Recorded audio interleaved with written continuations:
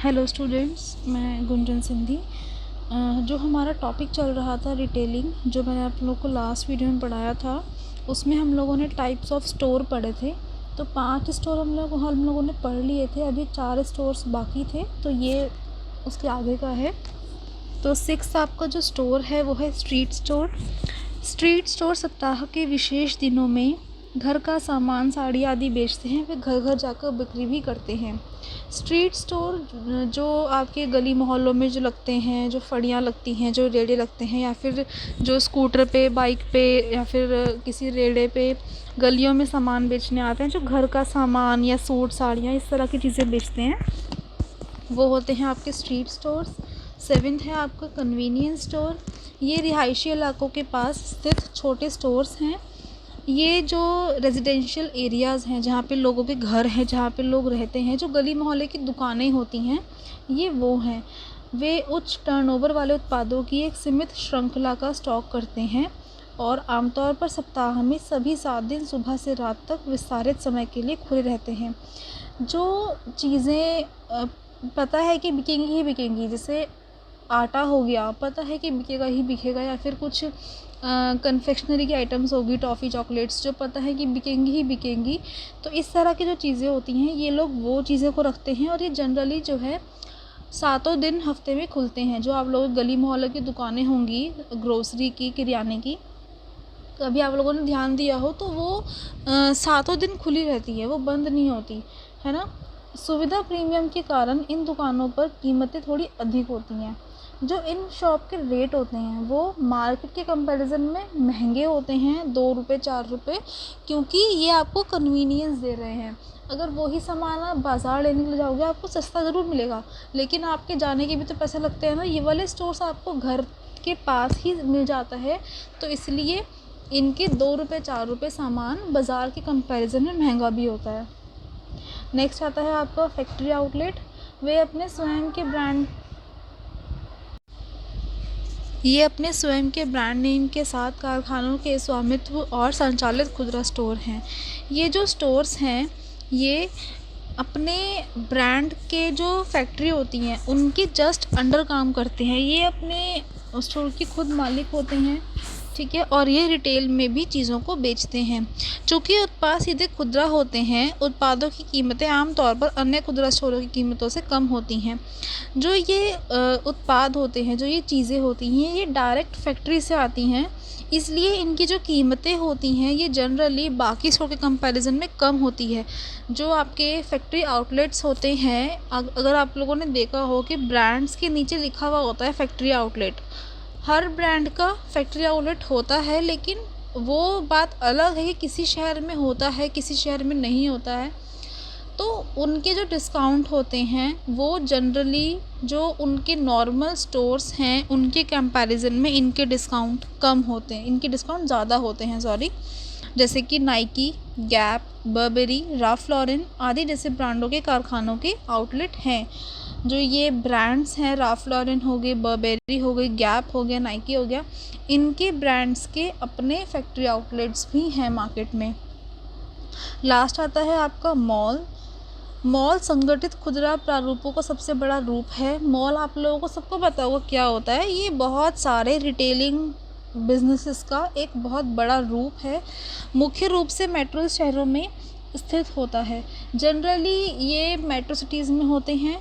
जो इसकी शुरुआत हुई थी वो तो इसी तरह से हुई थी कि जो मेट्रो सिटीज़ हैं देश की वहीं पर लगे थे, लेकिन हाँ, अब ये आपको जनरली हर शहर में मिल जाता है। वे उत्पाद, सेवा और मनोरंजन के संयोजन की पैकेजिंग करके खरीदारी का एक अनूठा अनुभव देते हैं। जो मॉल्स होते हैं ये आपको सामान भी देते हैं, आपको सर्विस भी प्रोवाइड करते हैं, और आपका मनोरंजन भी करते हैं। जैसे यहाँ पे थिएटर्स होते हैं, कुछ गेमिंग जोन होते हैं बच्चों के लिए। तो इस तरह का एक कंप्लीट पैकेज आपको मॉल के अंदर देखने को मिलता है। आप शॉपिंग भी कर सकते हो, आप खा भी सकते हो, आप खेल भी सकते हो, आप बैठ के मूवी भी देख सकते हो, आपको सर्विसेज भी मिल सकती हैं इस तरह की। तो ये होता है आपका मॉल। लेवल ऑफ सर्विसेज के क्या लेवल हैं मार्केट में जो रिटेलर आपको देते हैं। पहला है आपका सेल्फ सर्विस। ग्राहकों को उत्पादों का पता लगाने, तुलना करने और चयन करने की, अपनी खरीदारी प्रक्रिया को पूरा करने की स्वतंत्रता दी जाती है। सेल्फ सर्विस में क्या होता है कि ग्राहक अपना गुड खुद ढूंढते हैं, खुद कंपैरिजन करते हैं, खुद चूज़ करते हैं। ग्राहकों को पूरी उसकी स्वतंत्रता दी गई है, पूरी इंडिपेंडेंस है ग्राहकों के पास कि वो अपना जो सामान है, वो जो भी उनको ख़रीदना है, वो उसे खुद ही चूज़ करें, खुद ही कंपेयर करें, खुद ही उसको ढूंढें। सेकंड है सेल्फ सिलेक्शन। ग्राहक अपना सामान स्वयं ढूंढते हैं, हालांकि वे सहायता मांग सकते हैं। सेल्फ सिलेक्शन में जो ग्राहक होते हैं वो अपना सामान ढूंढते खुद ही हैं, लेकिन हाँ वो जो वहाँ के सेल्समैन होते हैं, जो हेल्पर्स होते हैं, उनसे सलाह भी मांग सकते हैं। Limited service. खुदरा विक्रेता खरीदारी के लिए अधिक सामान ले जाते हैं और इसलिए ग्राहकों को अधिक जानकारी और सहायता दी जाती है। लिमिटेड सर्विसेज में क्या होता है कि जो विक्रेता होते हैं, रिटेलर्स होते हैं, वो ख़रीदारी के लिए सामान उनके पास बहुत ज़्यादा होता है, इसलिए वो ग्राहकों को जानकारी देते हैं, है ना, और उनकी सहायता करते हैं। मतलब वो जो है सामान के बारे में जानकारी देते हैं लोगों को और उनकी सहायता करते हैं। उसके बाद सिलेक्शन और चॉइस वो सब ग्राहक की होती है। Full service.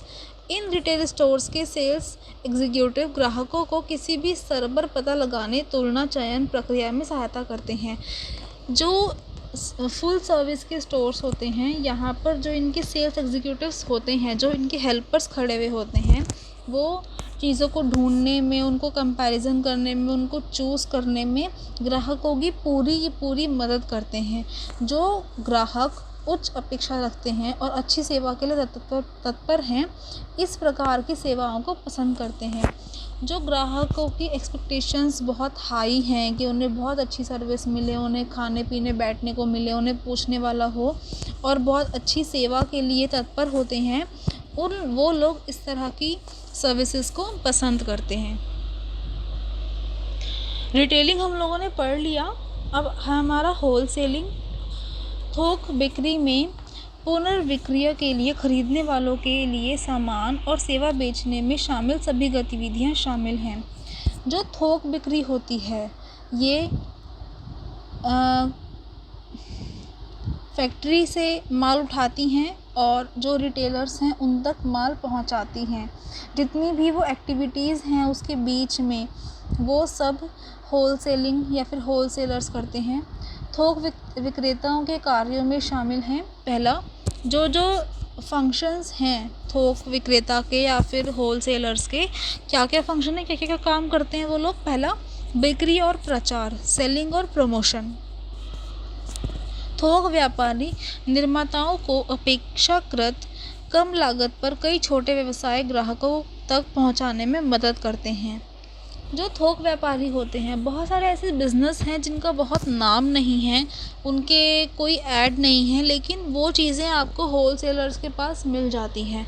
तो होलसेलर क्या करते हैं, जितने भी स्मॉल बिज़नेस हैं जो बहुत ज़्यादा फेमस नहीं हैं, उनका सामान भी ग्राहकों तक पहुंचाने में मदद करते हैं। उनके पास अधिक संपर्क हैं और ख़रीदार अक्सर उन पर अधिक भरोसा करते हैं जितना वे दूर के निर्माता पर भरोसा करते हैं। जो ख़रीदार हैं, जो ग्राहक हैं, ये होलसेलर की बात पे ज़्यादा विश्वास करते हैं बजाय के डायरेक्ट उस फैक्ट्री पे या डायरेक्ट उस बिज़नेस पे। मतलब अगर कोई छोटा बिज़नेस है तो ग्राहक उस बिज़नेस पे भरोसा नहीं करेगा, लेकिन अगर किसी होलसेलर ने कह दिया कि नहीं जी ये सामान अच्छा है, तो ग्राहक उसके भरोसे पर वो सामान उससे ख़रीद लेते हैं, या फिर रिटेलर्स उनके भरोसे पर उनके वो सामान ख़रीद लेते हैं। तो जो हमारे होलसेलर्स हैं ये बेचते भी हैं और साथ ही में चीज़ों का प्रमोशन भी करते हैं। दूसरा, ख़रीद और वर्गीकरण बंडलिंग, बाइंग और असॉर्टमेंट बंडलिंग। थोक व्यापारी वस्तुओं का चयन करने में सक्षम होते हैं और खुदरा विक्रेताओं की आवश्यकता के अनुसार वर्गीकरण का निर्माण करते हैं। जो थोक व्यापारी होते हैं, इनको बहुत पहचान होती है कि क्या चीज़ मार्केट में बिकने वाली है, क्या चीज़ हमसे दुकानदार ख़रीदने वाले हैं और ग्राहक उनसे ख़रीदने वाले हैं, क्या चीज़ पे उन लोगों की पकड़ अच्छी है। तो उनकी निगाह इन चीज़ों में बहुत अच्छी होती है कि क्या चीज़ मार्केट में पता है कि हाँ बिक जाएगी, उनका स्टॉक रुकेगा नहीं। तो वो लोग उस अकॉर्डिंग ही सक्षम होते हैं, क्योंकि वो चीज़ों को चयन करने में तो वो उस अकॉर्डिंग ही आवश्यकता के अनुसार ख़रीदते हैं सामान और उनकी बंडलिंग करते हैं, ताकि वो हर पर्टिकुलर मार्केट में, मान लो इस मार्केट में ये चीज़ बहुत बिकने वाली है, तो वहाँ के रिटेलर्स को वो वही चीज़ बेचते हैं, तो उनको इस चीज़ की बहुत नॉलेज होती है। Third, bulk breaking. थोक व्यापारी अपने ग्राहकों के लिए बड़े कारलोड खरीदकर और थोक को छोटी इकाइयों में तोड़कर बचत प्राप्त करते हैं। थोक विक्रेता क्या करते हैं कि बहुत बड़े मतलब बहुत ज़्यादा क्वांटिटी में सामान लेते हैं और उनको छोटे छोटे बंडल्स बना के उनको फिर दुकानदारों को बेचते हैं, और फिर दुकानदार उनका सिंगल सिंगल पीस ग्राहकों को बेचते हैं। तो होलसेलर्स जो हैं ये बहुत बड़े कार लोड उठाते हैं, उनको ख़रीदते हैं। Fourth, warehousing. थोक व्यापारी इन्वेंट्री रखते हैं, जिससे इन्वेंट्री लागत और आपूर्तिकर्ताओं को और ग्राहकों के लिए जोखिम कम होता है। जितनी भी स्टोरिंग होती है वो होलसेलर्स करते हैं, रिटेलर्स नहीं करते। उनके ही वेयर हाउसेस होते हैं और वो वहीं पर अपनी इन्वेंट्री यानी कि अपना सामान या अपना गुड्स वहीं पर रखते हैं। यानी कि इन्वेंट्री का मतलब स्टॉक कह सकते हो, गुड्स कह सकते हो, सामान कह सकते हो, जो भी उनको बेचना है वो इन्वेंट्री है, तो वो उसको वेयर हाउसेस में रखते हैं। नेक्स्ट, ट्रांसपोर्टेशन यानी कि परिवहन। थोक व्यापारी अक्सर खरीदारों को त्वरित वितरण प्रदान कर सकते हैं, क्योंकि वे खरीदारों के करीब होते हैं। जो थोक व्यापारी होते हैं ये बहुत जल्दी डिलीवरी करते हैं। त्वरित वितरण यानी कि क्विकर डिलीवरी, ये जो है क्योंकि इनके पास ट्रांसपोर्टेशन की फैसिलिटी अच्छी होती है, इसलिए ये जो दुकानदार हैं उनकी दुकान तक सामान को पहुंचा देते हैं, ठीक है, अपने ही ट्रांसपोर्टेशन से। ये भी काम होलसेलर्स का ही होता है जनरली, और बाकी तो सिचुएशन के ऊपर डिपेंड करता है। तो ये आपके होलसेलर के फंक्शंस हुए, ठीक है। ये आपका टॉपिक यहीं पर ख़त्म होता है। Thank you.